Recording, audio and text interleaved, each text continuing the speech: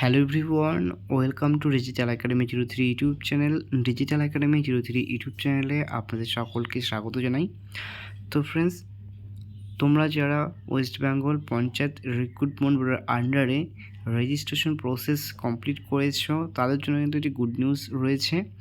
আর যারা এখনও পর্যন্ত সেই রেজিস্ট্রেশন প্রসেসটি কমপ্লিট করে রাখোনি, তারা কিন্তু অবশ্যই তাড়াতাড়ি সেই রেজিস্ট্রেশন প্রসেসটি কিন্তু কমপ্লিট করে রাখতে পারো, কারণ খুব শিগগিরই কিন্তু সেই পঞ্চায়েতের নিয়োগের কিন্তু ফর্ম ফিল আপ কিন্তু শুরু হতে চলেছে।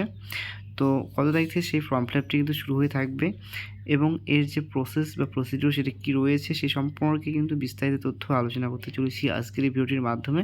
তো আপনারা ভিডিওটি প্রথম থেকে শেষ পর্যন্ত দেখতে থাকুন। আর আপনারা যদি আমাদের চ্যানেলটিতে নতুন ভিজিট করে থাকেন তাহলে অবশ্যই আমাদের চ্যানেলটিকে সাবস্ক্রাইব করে পাশে থাকা বেল আইকনটিতে প্রেস করে রাখুন এরকমই লেটেস্ট আপডেটগুলি সর্বপ্রথম পাওয়ার জন্য। তো ফ্রেন্ডস, আপনারা এখানে দেখতে পাচ্ছেন এখানে একটি নিউজ পেপারের মাধ্যমে কিন্তু আপডেট দেওয়া হয়েছে। বলা হয়েছে পঞ্চায়েতে 6552টি শূন্য পদে কিন্তু অনলাইনে দরখাস্ত নেওয়া শুরু হতে চলেছে জুন মাস থেকে। তো এখানে আমরা ইন ডিটেলস দেখে নেব কী বলা হয়েছে। রাজ্যের পঞ্চায়েত দপ্তরে group D peon, data entry operator, lower division assistant, গ্রাম পঞ্চায়েত কর্মী, নির্মাণ সহায়ক, secretary, assistant cashier, accounts clerk, executive assistant, stenographer, clerk cum typist, panchayat সমিতি পিওন, ব্লক ইনফরমেটিক্স অফিসার ইত্যাদি পদে 6652টি শূন্যপদের জন্য অনলাইনে দরখাস্ত নেওয়া হবে জুন মাস থেকে। অর্থাৎ এখানে কিন্তু একটি এক্সপেক্টেড ডেট কিন্তু তারা বলা হয়েছে বা বলেছেন যে জুন মাস থেকে কিন্তু আপনাদের সেই দরখাস্ত কিন্তু শুরু হতে চলেছে। তো আপনারা যারা এখনও পর্যন্ত সেই রেজিস্ট্রেশন প্রসেসটি কমপ্লিট করে রাখেননি তারা কিন্তু অবশ্যই ইমিডিয়েট সেই রেজিস্ট্রেশন প্রসেসটি কিন্তু কমপ্লিট করে রাখতে পারেন। তো তাদের জন্য কিন্তু গুড অপরচুনিটি আসতে চলেছে। সেখানে কিন্তু আপনারা যারা জুন মাস থেকে কিন্তু সেখানে এই পদগুলোতে কিন্তু আবেদনের জন্য কিন্তু আপনারা আবেদন করতে পারবেন। তো কী রয়েছে সেই প্রসেস বা প্রসিডিওর, তো সেখানে কিন্তু এখনও পর্যন্ত অফিসিয়ালিভাবে কিন্তু সেটা সম্পর্কে জানানো হয়নি।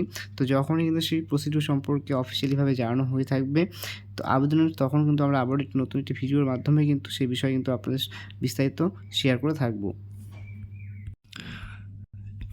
নেক্সট এখানে আমরা দেখে নেব যে টোটাল যে এখানে পোস্ট রয়েছে সে সম্পর্কে এবং তাদের যে সিলেবাস সেগুলো কিভাবে আপনারা ডাউনলোড করবেন। তো এর জন্য কিন্তু আপনাদের সেই অফিসিয়াল ওয়েবসাইট যেটা রয়েছে সেখানে কিন্তু আপনাদের ভিজিট করতে হবে। তো আপনারা আপনাদের ফোনের ক্রোম ব্রাউজারে গিয়ে সার্চ বারে লিখবেন www.bprms.in। এই কিন্তু অফিসিয়াল যে ওয়েবসাইটটি রয়েছে, তো এইটি কিন্তু আপনারা সার্চ করলে কিন্তু আপনার ফোনের স্ক্রিনে কিন্তু এরকম কিন্তু ইন্টারফেস কিন্তু চলে আসবে। আফটার দ্যাট কিন্তু আপনারা নিচের দিকে স্ক্রল ডাউন করার পর আপনারা এখানে দেখতে পাচ্ছেন লেখা রয়েছে অপশন, এখানে আপনি দেখতে পাচ্ছেন আর রেজিস্ট্রেশন বলে কিন্তু অপশন রয়েছে। তো এখানে আপনি যদি ক্লিক করেন দেখতে পারবেন এখানে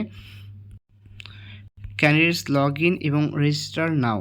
তো যারা এখনও রেজিস্টার করেননি তারা কিন্তু এখানে রেজিস্টার নাও অপশানে ক্লিক করে সমস্ত ডিটেলস কিন্তু এখানে ইনপুট করে কিন্তু বা ফিল আপ করে কিন্তু আপনারা সাবমিট করবেন।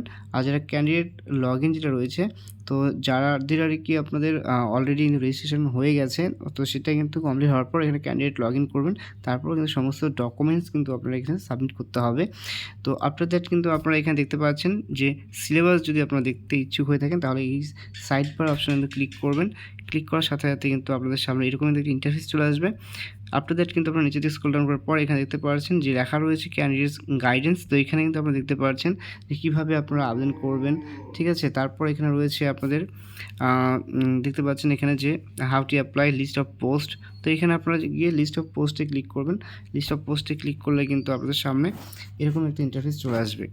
আপনাদের এখানে আমরা দেখতে পাচ্ছেন পরপর কিন্তু লেখা রয়েছে গ্রাম পঞ্চায়েত কর্মী, নির্মাণ সহায়ক অফ গ্রাম পঞ্চায়েত।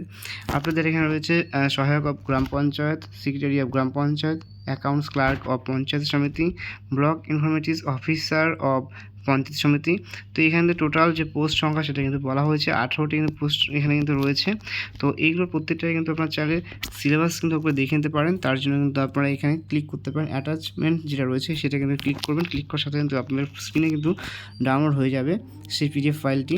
আফটার দ্যাট কিন্তু আপনারা ওপেন করবেন। ওপেন করার পর কিন্তু এরকমটাই কিন্তু আপনাদের সেইখানে ইন ডিটেলস কিন্তু আপনারা দেখতে পারবেন। তো এখানে আপনারা দেখতে পাচ্ছেন প্রত্যেকটা কিন্তু কোয়ালিফিকেশন বা এসেন্সিয়াল কোয়ালিফিকেশন সেগুলো কিন্তু এখানে এলিজিবিলিটি ক্রাইটেরিয়া সব কিছু কিন্তু এখানে মেনশন করা রয়েছে এবং পাশাপাশি কিন্তু এখানে যে সিলেবাস সেগুলো কিন্তু এখানে ইন ডিটেলস কিন্তু ইলাবোরেট করা রয়েছে।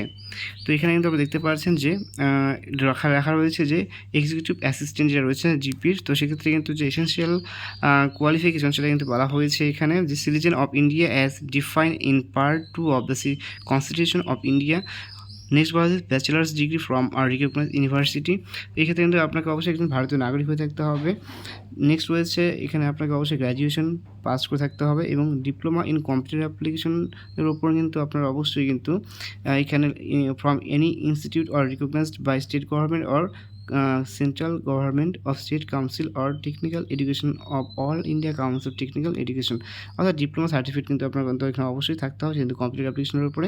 এবং ডিজারেবল কিন্তু বলা হয়েছে যে post graduate degree or diploma in social work or rural development from any recognised institute or university. Next বলা হচ্ছে experience in social work or rural development.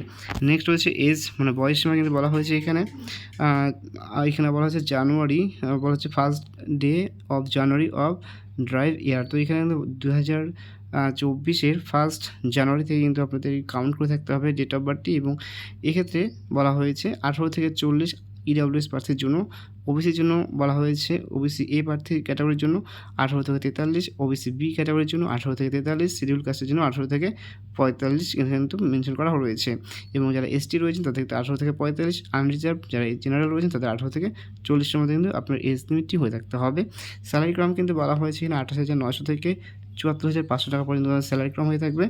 এক্ষেত্রে সিলেবাস কিন্তু এখানে বলা হয়েছে ইংলিশ থাকছে 25 নম্বর, বেঙ্গলি থাকছে 25 নম্বর, অ্যারিথমেটিক থাকছে 25 নম্বর এবং জিকে থেকে কিন্তু এখানে আপনার থাকছে 10 নম্বরের। এবং শেষে থাকছে ইন্টারভিউ প্রসেস, সেক্ষেত্রে কিন্তু 15 নম্বরে কিন্তু ইন্টারভিউ কিন্তু এখানে কন্ডাক্ট করা হয়ে থাকবে। এইভাবে কিন্তু আপনার প্রত্যেকটা পোস্টের কিন্তু আপনার সিলেবাস প্লাস কোয়ালিফিকেশন সমস্তটা কিন্তু আপনারা চেক আউট করতে পারেন। তো বাকিগুলো আমি দেখাচ্ছি না, বাকিগুলো আপনারা ট্রাই করে নিতে পারেন, কারণ নইলে ভিডিওটা অনেক লং হয়ে যাবে। তো আপনারা অবশ্যই বাকি যে পোস্টগুলো রয়েছে সেগুলো কিন্তু এইভাবে কিন্তু সহজেই কিন্তু আপনাদের সিলেবাস এবং এলিজিবিলিটি ক্রাইটেরিয়াগুলো কিন্তু আপনারা চেক আউট করে নিতে পারবেন। তো ফ্রেন্ডস, এই ছিল একটি শর্ট ইনফরমেশন। যদি ভিডিওটি ভালো লেগে থাকে তাহলে অবশ্যই ভিডিওটি লাইক এবং তোমাদের বন্ধু বান্ধবদের কাছে ভিডিওটি শেয়ার করে পাশে থাকবে। আর ভিডিওটি প্রথম থেকে শেষ পর্যন্ত দেখার জন্য সকলকে জানাই অসংখ্য ধন্যবাদ।